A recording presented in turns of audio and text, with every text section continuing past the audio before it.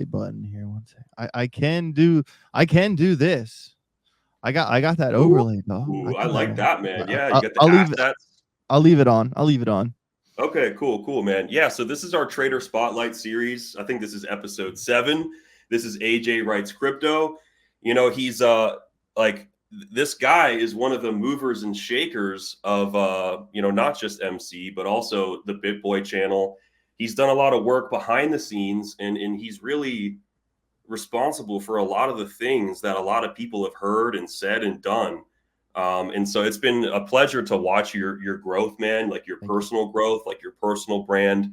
I know you got merch going on. You do lives, you do technical analysis. You got altcoin picks, man. You're just a chat, man. And so we had to single you out. We had to put you on a pedestal here and ask you. I got a couple questions prepared for you, man. So let me know when you're ready. Yeah, go ahead, man. I'm glad to be here. Thanks for having me. Let's do it. All right. The first question is, man, your background before trading. Obviously, your name is AJ Writes Crypto. So, tell us about that background, man. Yeah, it used to be AJ Race Moto. It used to be AJ Race Moto. I grew up my entire life. My dad bought me a dirt bike before my dad bought me a crib. I grew up on 2 wheels. I started racing when I was 7. I started taking it really seriously when I was 7, and that was it. I was incentivized by my parents that if you didn't get straight A's, you didn't get to go racing on the weekend. And you best believe I was racing on the weekend. So I was really held to the fire by my parents to take my education seriously, or I couldn't race my dirt bike. And I had a track at my own house. I was sponsored. I did a lot of like real big national races. Man, I was the guy, the problem with racing motocross is that it's a gnarly sport. I've broken, I think, 28 bones in my life. It was basically I would be winning, I'd be winning, and then I'd break my leg. I'd be out for six months or whatever. And while I was on the couch, all the kids I was racing were still on the track, and then I would come off the couch back to the track, and I would be expected to win because I was that guy. So, and then I would kind of have to ride up out of my comfort zone to still win, and I would either win or crash. And then I kind of got to a point where it wasn't sustainable anymore. It was just such a gnarly sport. And to the guys that are at the top of the motocross game now, Eli Tomac, Justin Barsha, Cooper Webb, dude, I raced all those guys when I was a kid, and I still contribute to the motocross space a little bit. A lot of people don't know this. I contribute to Racer X magazine, which is the largest media outlet in motocross. I have a good relationship with Davey Coombs at MX Sports. If you're in that industry, you're like, wait, what? I didn't know that right now, but that's like a big deal. You know what I mean? That's like equivalent to like, the top media in crypto, like BitBoy or Altcoin Daily or crypto. It's like being there, but in motocross. And so it's cool that I still get to contribute to the sport in my own way. But that was my entire background was, doing really good in school so I could race. But then, I really learned how to learn, how to focus, how to manifest, how to absorb. And then, kind of getting into crypto later in my life, I kind of used all the things I've learned before and just kind of focused on crypto. I just took it more seriously than any college class or any exam. I just took it like, okay, crypto is like my new personal educational, vertical that I'm going down. And if I can ace this test, I become a millionaire. So there we go. Dang, man. So you've been getting wrecked since you were a kid then. Facts. So that's what you're saying. You've been flying up and down in the air, land on the ground, taking it on the chin, getting wrecked ever since you were young, man. So, man, I love that life experience for you, man. That's a hardcore life, bro. It's seriously gnarly, man. Dude. Like, I literally had a motocross track. I still have a motocross track at my house in Maryland. And I would get out of school, go straight home, put my gear on, and go ride until the sun came down. And I think Get Rich or Get Wrecked has a lot of, kind of hidden little metaphors in there, because it really does kind of explain, like, the highs and lows of motocross are a lot like the highs and lows of trading. It's like riding a bike. Yeah, exactly. Yeah, man. Like one weekend, you're making it to nationals. You win, $1,500, $2,000 one day at the track racing. You're on top of the world. You got sponsors calling you. It's going great. And the next day, you're at the hospital, getting a rod hammered into your left arm. Ugh, And yeah, got you know, liquidated. it's just like trading, man. Some days you're on top of the Yeah, world buying a Lamborghini, and some days you know, sometimes man. you're the hammer, sometimes you're the nail. You know how it goes. Well, that means that you have a competitive spirit, man, and that would explain why you know you transition from being like BitBoy's writer to really jumping in the game of being like a creator and an influencer and a trader and all these things yourself. Because I know that you know you look at the success of other people and you have this athletic competitive background and you're like, dude, if they can do it, I can do it. You know what I'm saying? And Yeah. so, man, Yeah. it Yeah. makes It's perfect I sense. It makes For perfect sense. sure, dude. I literally, and the thing, like when I wrote remote for BitBoy for about a year before I moved to Georgia full time. And you know, when I started writing for Ben was kind of as he was approaching and at the peak of his fame in a way. And I literally from kind of, and then once I came to Georgia, to be honest, like Ben was the only person in the office that I actually like hit it off with, and that was the only person in the office that I needed to hit it off with, in my opinion. You know, and we immediately had an understanding. We immediately became friends. He knew that he could come to me with absolutely anything, and I could figure it out in a short amount of time. And from kind of like being his understudy, you know, I really have I got to see every mistake that he made. I got to see every mistake that everyone made, and without being in front, without being in public. So I really had a good amount of time to fine tune what it was I was going to say, how I was going to Mm-hmm. approach it, how I was going to deal and treat other people. And like, there was a lot to learn. And I'm really glad that I stayed behind the scenes for so long before coming out onto the stage, because if I was to go straight onto the stage, my reputation would be way different than what it is now. And you're right, man. That competitive spirit certainly bleeds through, but I try to be humble about it. I try my best to be humble. I like that.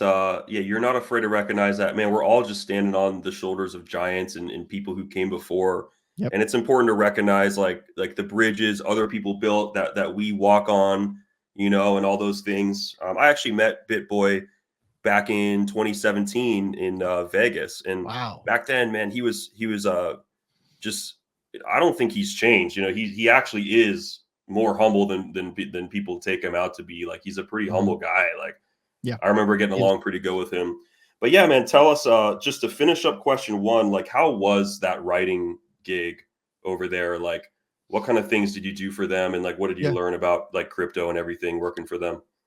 It was awesome, dude. It was awesome. I literally I got paid to focus and to study and to learn about the space that I wanted to, you know, really have my full career in.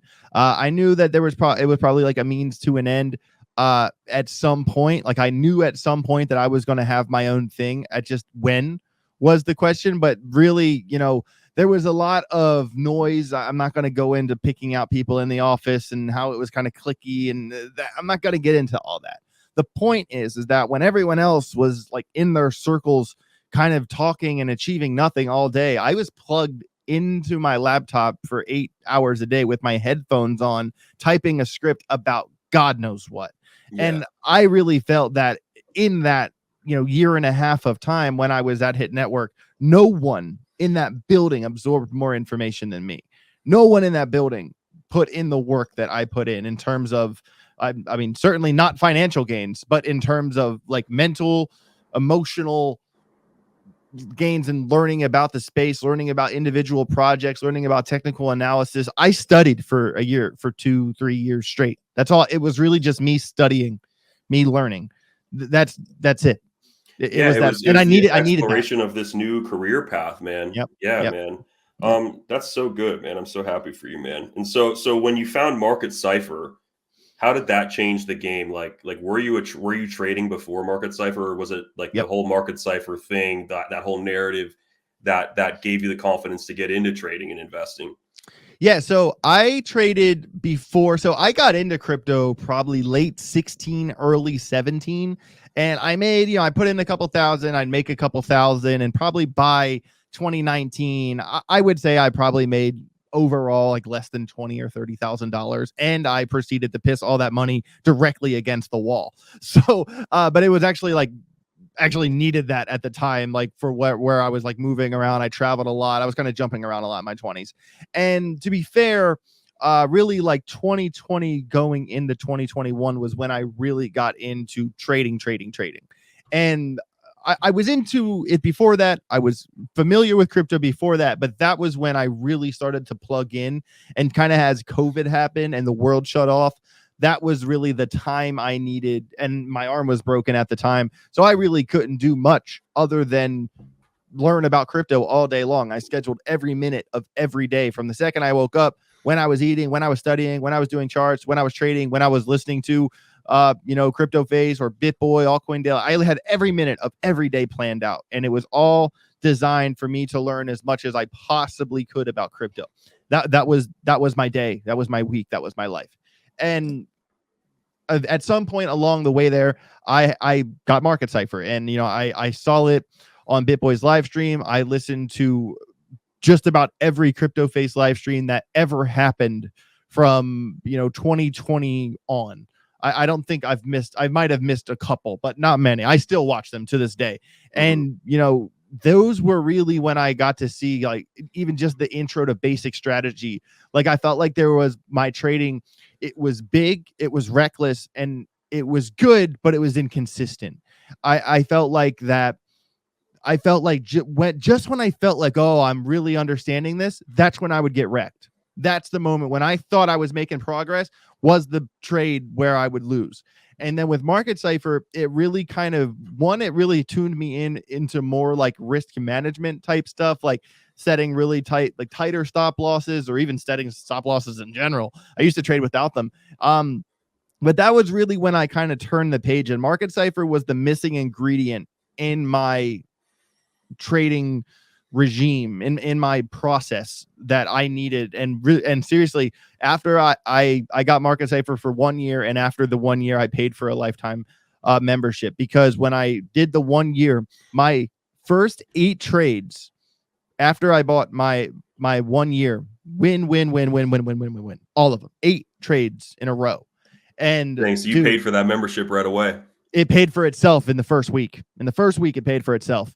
And I was just like, oh yeah, dude, I got to get when this thing expires, I'm buying a lifetime for sure. It completely changed the game. But I also took it seriously. It's not like, it's definitely, it guides you. But I watched all those videos that are still on the website about Market Cipher basic strategy, like all those videos there. I watched all of those videos like probably 5 or 6 times a piece.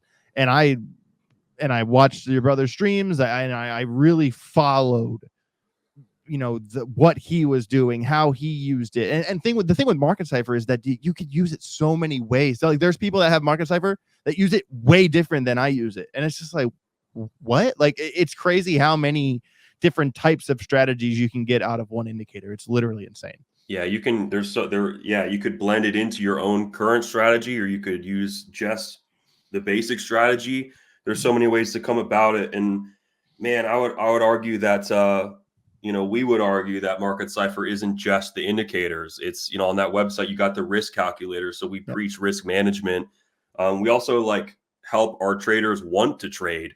The fact that you come in and you buy this lifetime membership and you join the community and you join this whole network of traders and influencers and artists, like we got the music, we got the art, we got the people involved, and it really makes people want to actually, log into the charts and trade, which is one of the most important things.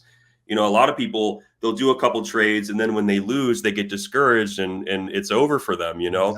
But for you to have 8 trades in a row, it's like you did those 8 trades and you're determined to make it work. And that's why it did work, Yep. And so, we pride ourselves in MC being more than just the scripts, Yeah.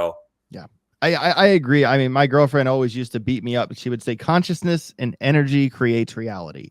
And I used to think that was just some floofy ass statement she said, because she does say some floofy. She says a lot of floofy shit from time to time. Well, she floofs you up real good, man. She's a good one, man. She's a good one. Thank you. I absolutely love her, to be honest. And almost 6 years now, almost 6 years. But my point here is that she's right. Consciousness and energy does create reality. And I wanted to be successful in crypto so bad. I wanted it so so bad. I wanted to figure it out because there was a point in time I didn't know how I was going to pay my rent. I didn't know how I was going to fix my car. I didn't know how I was going to buy dinner. Like, it wasn't always easy for me, dude. Not at all. And I knew early on that crypto, I was like, this is it. Like, this is how I'm going to make it. I know it. I know it. I know it. I know it. And I focused on crypto. My consciousness was focused on crypto. My energy was focused studying and on the craft of crypto, on how other people higher up the ladder than me that have been doing it for longer did it. And I looked up to Ben, to Altcoin Daily, your brother, Wendy O, Ivan on Tech. Like, they were basically like the disciples of crypto to me. And I was so focused on crypto, there was no way I wasn't going to make it happen. And like, understand, just racing dirt bikes on the weekends, living in Maryland, I somehow, some way ended up on the staff for BitBoy Crypto as a writer, of all places, from zero to on his team, living in Maryland. Like, that doesn't just happen. But consciousness and energy creates reality. And I wanted it more than anyone else. And I somehow, some way, I figured it out. And that's what happens when you want something more than everyone else. You'll make it happen. Thanks for sharing that, man. And it's like you're humble enough to give credit like to Market Cipher for being the tool that helped you trade, and like to these other people who helped you get to where you're at. But yeah, it was really that determination in yourself to succeed and compete and to win. You get all the glory, man. That's what this spotlight's about. It's about giving you the credit you deserve. And so, man, like, we're just happy to elevate you, man, because your spirit, your determination is what I want our audience to listen to. This is the kind of mentality that you need getting into this to succeed. Yeah. And it's bigger than trading. It's like your whole investing career. It's your whole life, It's this holistic thing. Like, when I talk to people in my Telegram group, for instance, they say, oh, like, well, like, I have like this job and I have like this thing, and they put these barriers between themselves and what they want. They create these walls. I know people with kids that are very successful. I know people that have relationships that still have time every day to focus on the goal. They're not putting the barrier between what they want and themselves. And it's kind of, I'm not going to say the word excuses, but it's kind of, it's completely up to you. Like, the amount of work, the amount of effort that you're going to put into something. Like, that's like, how bad do you really want it? That's really what it comes down to. That's it. Thank you, man. Awesome. Okay, so the next question is notable investments or trades that you made with MC. Do you have any like specific coins that you bought or specific trades that you made that you remember the indication, and maybe you could share them, perhaps pull up your screen or something like that, because we want to see some chart action here, man. So the first one that comes to my mind, I can pull some charts here in a minute, but the first one that comes to my mind, it was towards the tail end of 2021. It was Phantom, FTM. I forget exactly when it was, but I was actually in Vermont, just traveling with Jada, and I saw a bullish divergence on the 4-hour, and it had to be sometime like after August, like as we were kind of getting into November, and there was this clear as day bull divergence on the 4-hour, and like when you zoomed in, like it just kind of popped off the low, and the money flow was like it was all the confluence was the confluence storm was pushing under and up. It was just clear as that day. Curvature that my brother talks about. Yes, it was I was just like, this is it. And I put like way too much of my net worth into that trade. I'm talking way too much. Would not advise anyone to do that trade. And I did it on 7x leverage, when at the time I was normally trading between 3 and 5. I did that trade on 7x leverage, and it was probably for about 70% of my life was on that trade. But I believed in that trade, and it went. I remember I was scared. I was scared to go to sleep that night, bro. I was scared to go to sleep that night. And I was, and Jada was just like, AJ, just don't even think about it. Like, don't even focus on it. And I was looking at it and looking at it. And it was kind of flopping and groping. Like, you know, it was kind of giving me hell. But I was up. I was already up like 15 or 20% or something like that. And I fell asleep. And the second I opened my eyes, I was like, oh shit. Like, did I just like, you know, I didn't stop loss it or nothing. I was just in the trade, bro. And I looked at my phone, bro. Celebration. How much were you up, man? Like 100 something?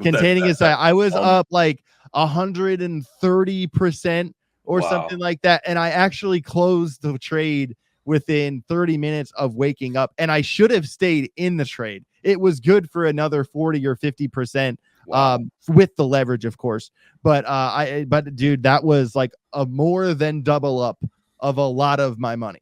And I was very reckless at the time. I was kind of basically from the beginning of 2021, I basically turned 5,000 into 10 and 10 into 30 and 30 into 60 and went from there. And it wasn't always easy. It wasn't straight up and to the right, but it was kind of like this roller coaster that kept getting higher. And I wish I could have done a little bit better overall in that bull market, but that trade right there was like a clear step up. And it was 100% clear cut case of basic strategy bull div on the 4 hour with good confluence on lower time frames. It was just perfect. That'll grow some hair on your chin, man, having a big trade like that. Yeah. But you know, when you get that confluence across everything and it really speaks to you, you get that feeling like you have to trade. That's like the prerequisite for a trade. You know, you don't even want to trade unless you're feeling like that, you know? Yeah, and dude, when you're a professional, you do increase the risk. You know, you reserve the right to increase the risk for the right moves, you know? Yeah. But I mean, you got to accept the consequences if you're wrong, you know? So yeah, you did the big boy thing to do. You took a crack at the markets, and man, I'm happy for you, man. I'm happy you got you hit a banger, man. Yeah, that one was special. It really was a special one. And then yet what we were kind of just saying there is what I tell to my audience all the time. Like, guys, like, you don't always have to be in a trade. I feel like a lot of people out there that are just getting into it kind of have like, you know, the rose colored glasses on. And they're like, oh, there's no matter what chart I look at, there's a trade right here. And I'm like, yeah, but no, like there could be a trade, but is there? Like, I'm really in the school of like, if the conditions aren't right, or if I'm not feeling it, I don't even nope. I'll look at it tomorrow. Yeah. Like, I am completely okay with saying like, you know what, this isn't the conditions I want to be in. I don't want to just be stuck in this range. Like I'm really a fan of what I like to call a conditional range, where like say a just easy number, say a coin is trading between $1.20 and $1.40. And it's just kind of stuck in this range, right? Yeah, like you could trade in between $1.20 and $1.40. But since that's obviously support resistance on the top and support resistance level on the bottom, and it's in this range, the real move is going to come when it breaks out of that range. And that's kind of what I'm looking for. I do a lot of kind of support resistance plus volume, low volume node gaps with, you know, bouncing off of RSI. A lot of it isn't even really like a breakout or an anti-breakout strategy. A lot of it is just kind of like anticipating if something breaks out of a conditional range where it's likely to land. And a lot of those trades end up being scalp trades that are like, you know, I might be in the trade for an hour or two, but mostly right now I've been scalping, and I've been scalping for years at this point, like literally years. I'm in some trades that last a couple days, but those are always kind of lower leverage type trades that I kind of see like the longer time frame stuff. But really, I like to scalp. That's kind of what I'm good at. You know, being that obviously Market Cipher, you could use it in any market, but crypto is all about momentum. It's not necessarily being a breakout trader, but it sounds to me like your edge is definitely those momentum plays, you know, like when things are really running, when it's a runaway train and it's like the stars are aligned and I almost imagine like multiple circles all overlapping on top of each other, and you're like floating into the middle where they all like overlap, you know. It's like you get all those cards stacked on top of each other, and you get those big moments. And sometimes it's a breakout trade. Sometimes it's just something, it's just different. It's like a momentum play. Yeah. But And yeah, that's it's like the that's thing, your like, edge, you know. Everyone has their own edge. Like Jason for Casper sure. is a trader who's amazing at trading ranges, you Yeah. know, and so different trading styles out there. But Yeah. yeah, definitely momentum play is kind of my thing too, man. It's a Yeah, lot of I'm people's. I'm all for the momentum. I'm never trying to catch the falling knife. I'm never trying to catch the falling knife. I'm definitely swimming with the fishes, the direction of the whale. Swim with the stream, and That's a that's good always been a tidbit. big Yeah. thing. And also, I do a lot of trades that don't last long, but also if I think something's gonna run, instead of like kind of squeezing out, I'll just move my stop loss up and wait. And if I get stopped, like, all right, I got to stop. But if it keeps going, it keeps going. So I'm in a position where, I'm going to win no matter what. And this thing could keep going for 10 or 15 more percent. But if I get stopped, I get stopped. And I still, I won 5 or 6%. Great.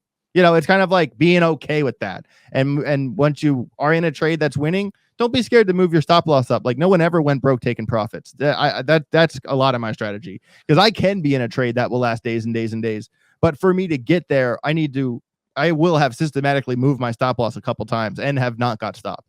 So it doesn't happen all the time, but you got to take what you can get. You really got to take what you can get. A lot of people, they just kind of let it ride. I used to do that. I used to not trade with a stop loss. I used to think that I was cursed, that if I set a stop loss, the price was going to come and just touch that one and then go from there. And it does feel like that happens sometimes, but I've got to a point with the size of my trades and the amount of leverage that I'm not. Well, I'm not trading with it's like with your background, man. You're used to getting injured and taking the hits, you know. And Yep. so when you're in a winning position, it's empowering to let the market kick you out, like to raise that stop into the green. And if the market dictates that you're going to get punched in the face, metaphorically speaking, then who cares? It's a win-win scenario. It's like boxing, you know. It's like you always, even when you win, you get hit, you know. So the face. Yeah, that's an important lesson in trading, is even in your winning trades, it's important to accept that eventually the market's going to go against you. Nothing goes straight up, straight down. Is there any charts you want to show yeah, during the I spotlight can. here? Yeah, for sure. Let me pull over what I have right now. I have a couple different charts pulled up. So I know really, you're big on the altcoins too, man. So whatever yeah, you got, altcoin charts, whatever you want to show us. yeah, I'm actually going to start off with, I'm going to say the 4 hour, maybe the 3 hour of the S&P. I really do believe that there are some traders out there that don't at all like the stock market. They don't really follow the stock market at all. I'm kind of in the school of thinking that risk assets are risk assets are risk assets. And I know correlation is not causation, but to think that there's not a connection between the S&P 500 and Bitcoin is kind of an ignorant stance to take, in my opinion. There is a connection. And I always look at the stock market, even if it's just something to have in the back of my head. I always look at the stock market just to kind of as a guiding light, so to speak. And it is really interesting chart, actually. Right here, April, end of April, this was the all-time high for the S&P. All right. And this yellow line right here, actually, if you go all the way back in time, that is the, let me actually double check. That will be the all-time high from back in 2021. I don't know, why is that not? Okay. Oh, excuse me. This yellow line down here, that is the all-time high from 2021. All right. Mm-hmm. And as you can see, the stock market has moved above that, kind of in price discovery mode, and it put its all-time high at the end of April. Since then, it has come down. It has touched, it was in a broadening, descending channel here, touched support resistance, put in a higher low, continued out, broke out, and then has got above the white line of support resistance here at 5170-ish, 5169. And now it looks like it's getting rejected at the moment at 5225, which was support resistance from here, had a touch here. So you can see this level, we're obviously putting up a fight here. There obviously you can see basic strategy, bearish divergence, right here, anchor wave, trigger wave, price go up. It is coming up in the green. It's kind of stuck on the RSI. So it kind of feels like a little bit of a rejection, especially from the level where it's at, especially with the bearish divergence. And I'm kind of thinking that maybe like it did here, how it kind of stayed in this range for a minute. Maybe we might stay in this range here, where obviously it would be unfortunate to see, a straight up rejection and like an official, did not mean to press that button. Like an official, lower high situation. Like we don't want to see that happen. Obviously, we want to see this thing, kind of break out of here and retest all-time high and continue. Because like if you're telling me that if the stock market puts in an all-time high and continues, that's going to be much better for Bitcoin than if it gets rejected and comes down. That definitely is a better environment for cryptos. Yeah, exactly. So I do have a close eye on this. To be fair, it is 2:44 p.m. Eastern Standard on Friday, May 10th, when we're looking at this. If anyone watches this a little bit later, maybe come back and say, I think it's likely to stay in this little range for a little bit of time. I think things are probably going to get boring for a little while. Ben and I actually had a conversation on his live stream today talking. He thinks that, the Bitcoin cycle is going to be a lot shorter, where my argument is that it's going to be a lot longer. I'm not going to get into all of that, but I do want to look at Bitcoin. Bitcoin has had this kind of curved trend line, but I have kind of just drawn straight lines down from here. They're not like official in my mind because it's not the top of the downtrend, but I still use them for like basic geometry kind of stuff. And it's just kind of in a basic downtrend. I will pull Market Cipher A off here for a little while. It is just kind of in a basic downtrend, man. Just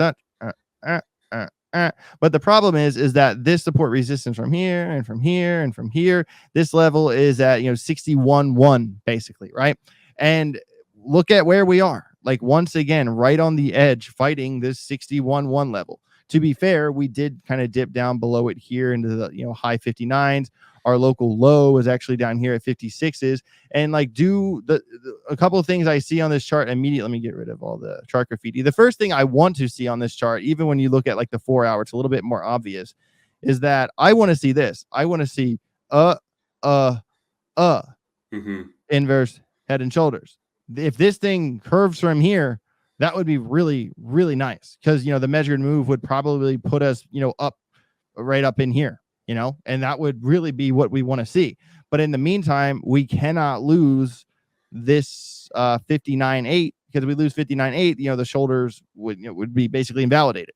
And then from there, we immediately start talking, because we've seen scenarios where this thing has come below this trend line and then has popped back above it. So this could be another one of those scenarios. But then again, from the downtrend, we're getting closer to the points of intersection where the support resistance meets, that downtrend, which would be right here. And this is on May 27th.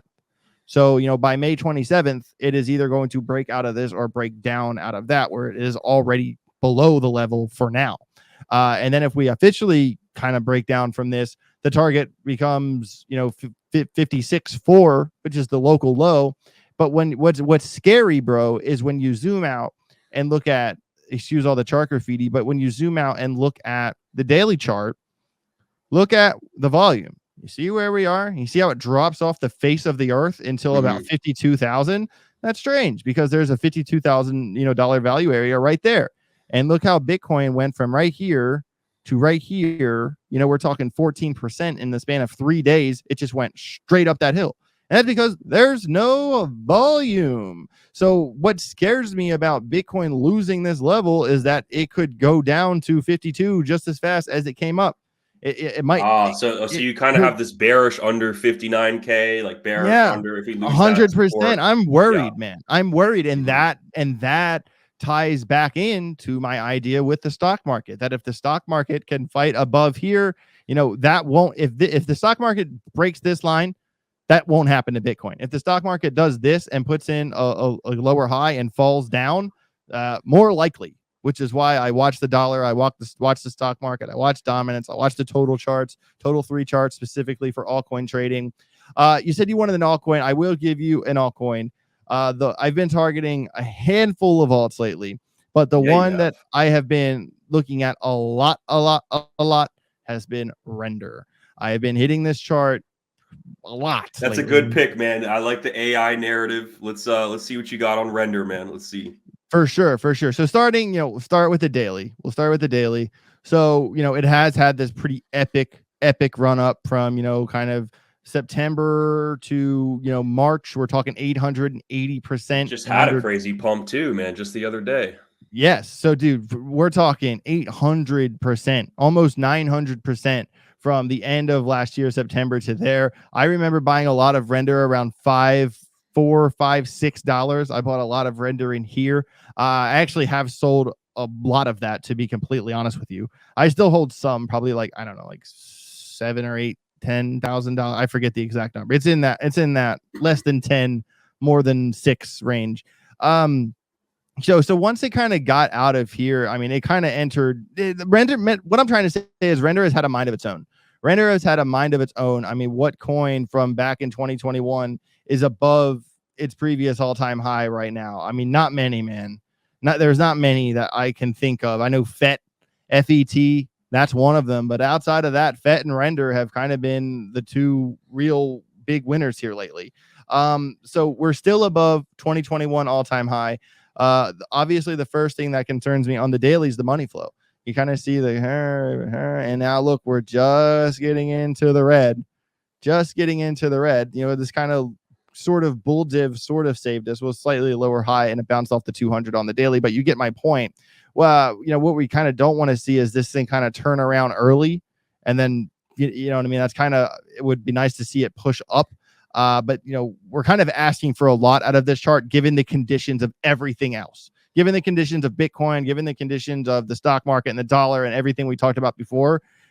Everything points against render breaking out of this little range and putting in its all-time high. Let me change the color of this one, as this is the 2021 high.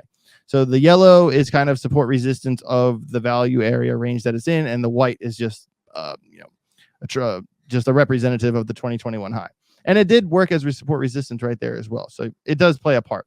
But basically, so man, this thing had a really sick run, kind of double bottom idea. We're talking, 69% in 7 days.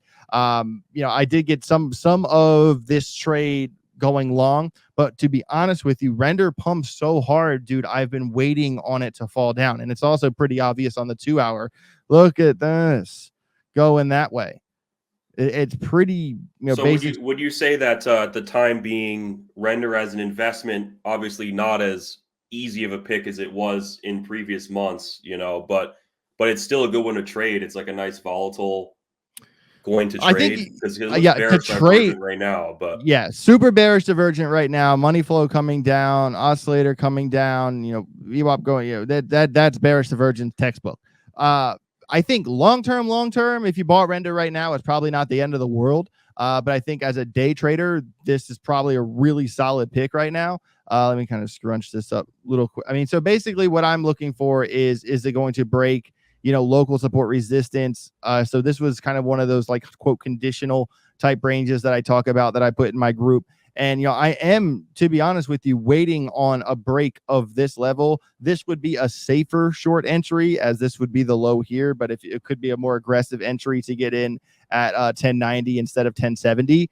But, I am waiting for this thing to lose the 1070 level. And when it does, I feel like there will be a good short trade there. I mean, look at it's staying above the 50 EMA, kind of bullish continuation.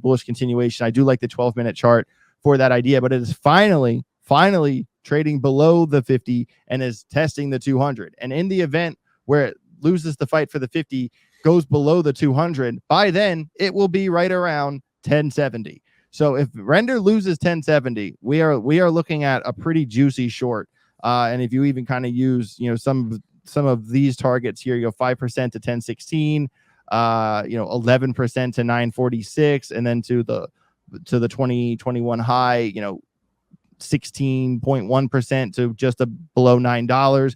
I feel I'm just waiting for this thing to lose that 1070 level, bro. Just waiting for it. I see why you're thinking that, man, because you're looking at Market Cipher down there, and it definitely, Market Cipher in hindsight, you look at it and it's like, man, that was not lying, man. Market Cipher was telling the truth there. Spot on. I've gone and back tested so many things, and it's just like, Like, and the basics, you know what I like about Market Cipher is that basic strategy will win you so many trades. It does. You just got to pull the trigger. Yep. Yeah. There are so many trades that people try to over intellectualize it. They will outthink themselves out of just a cut and dry. Hey, bearish divergence, lost the previous low. There's your entry. It's not rocket science. You just got to be able to talk yourself out of talking. You got to talk yourself out of talking yourself out of it, if that makes sense. Yeah. Well, I like that you're raising awareness about AI coins, and also like you've been talking a little bit about the memes too. Those are the two prevailing narratives, and the biggest chance of those charts doing their own thing, regardless of like the exterior environment. So yeah, those are all good. Like any meme coin that's doing, you know, really good, or like AI projects like Render are really important charts to look at, because you want to see, are they are they ebbing and flowing with Bitcoin in the stock market, or are they like really doing their own thing? And so yeah, I mean, that's a good pick there. The next question is the biggest singular tip for beginners getting into MC analysis. What would you say to them? You got to crawl before you sprint. Like take your time. I think that the biggest thing with new traders is they're like, all right, I got my money on the exchange. I got the influencer that work. I got the indicator that works. You know, I got it from my favorite influencer. Like, let's do this thing. And instead of learning the process, they just put too much of their money into one trade, and they don't even get it themselves to get really rocking down the street. They don't really give themselves a chance to get that momentum that they need. I look at trading just like I look at any other skill set. You know, and the thing is that you can intellectualize trading, but until you spend the hours logged on the charts, blocked in a trade, it doesn't matter how many books you've read about it. Like you can and what I compare it to is like a real physical activity like skateboarding. You can read 100,000 books on skateboarding. You can watch 100,000 YouTube videos about skateboarding. But until you go to the skate park and put your feet on the grip tape, you're not going to make it to the X Games. You have to do it. You have to do it and log the hours. People might not think so, but it's the same exact thing with trading. You can intellectualize it. You can watch videos on YouTube. You can, you know, read about it till the cows come home. But until you have those hours logged, you're not going to make life-changing money until you spend time doing it. So when I tell people to take their time, like say and a lot of new traders, you know, they only have $1,000, $5,000 to trade with most of the time. There's nothing wrong with being in a $10 trade. There's nothing wrong with being a $20 trade. There's nothing wrong with, you know, getting your wheels under you and figuring out what works. Just do it. Just log the hours. That's what Shia LaBeouf said. He said, just do it. Remember that? Do it. Yeah, exactly. Spend the hours logging that experience and go from there. Find a foundation to build off of. Don't just throw all your money at this one thing you see. Like, it's not going to work. It's not sustainable. You know, a lot of traders, professionals, say trade with 1 to 4% of your bag in one trade. And for some people that don't have a lot of money to trade with, they're like, yeah, but that's $40. You know what I mean? So like I understand how hard it is to start from the bottom as a trader. I really, really do. And what I did was just spend years and years and years studying the game and picking your shots. And you know, when you have high conviction plays, you got to stick with it and follow through and be ready to pay the piper if you're wrong. So it's not easy, man. It's not easy. Yes. Log the hours, bro. Yeah, work ethic, and determination, and I think that ties into you and your character. So I think that was like a really good answer that ties into your background and everything you've been through, man. And so yeah, man, that was the best answer yet. Thanks. The last question is an easy one, bro. You ready for it, man? I'm ready. Let's do it. All right. What's in your fridge right now, bro? Because diet is everything, man. Diet. I'm really concerned about your diet, man. I want to make sure you're hitting your macros. So what do you got in there? Whoa. Don't be concerned about me. We both know that I have the Glitter Queen. I have the Glitter Queen ordering all the things. So we have this thing called Butcher Box that comes in once a month. That's like these. It comes in like this frozen container, and it has like filet mignon. It has all this salmon, roast chuck. ground beef, ground turkey, like all, this really like high quality, like well-fed animals, stuff like that. Jada really cares about that stuff, and so we pay a little bit extra to get that butcher box every month. I really like the mushes in the morning, like the overnight oats, stuff like that. We eat a lot of eggs in the morning. I do like my eggs, a lot of like kind of protein shakes. We kind of stick with like the you kind guys are of splurging over there. That's the crypto life, man. That's that. yeah. I'm like that too, man. I'll go to Costco and get filet mignons and stuff, Yeah, man. for Like, sure. No, we really good. gotta A eat lot of good. steak, a lot of kind of steak, broccoli, potatoes, kind of stuff like that. I really like bolognese, like at least once every 2 weeks. What's Jada the, makes okay? a Okay, I mean got you. bolognese. What's the worst thing in your fridge though? What you got? What's you got any like cheat meals in there? Oh no, I got you. Jada bought goat milk. Jada bought goat milk. What That's the the worst hell? thing in my fridge, bro. Get that shit out of here. What Oh. is that? It smells like no. It smells like no. That's what it smells Well, like. hey, she thinks you're the goat, man. Yeah, You can't blame no. her. Working on it. I'm working on it. That's funny. But yeah, that's what's in my Awesome, man. fridge. Awesome. That's such a good answer. All right. So Yep. in closing, man, just shill us your Twitter, your YouTube, the merch store. Like just put everything on the screen so everyone can see like what you got, man. Yeah. Here, let me go to my Twitter right here. Let me click this, click this, click this, click this. All right, here is my Twitter right here. Dude, I want you to guess how many followers was I at on Twitter this time last year? Oh man, probably like 400, man. You probably exploded, didn't you? This time last year, I was around 7,000. Okay, well, dang, 7,000. that's a crazy pump, man. I'm more bullish on you than I am on any crypto token, man. Dude, I actually there was actually someone that said, I wish I could leverage long AJ's success. And I was just like, I appreciate that, bro.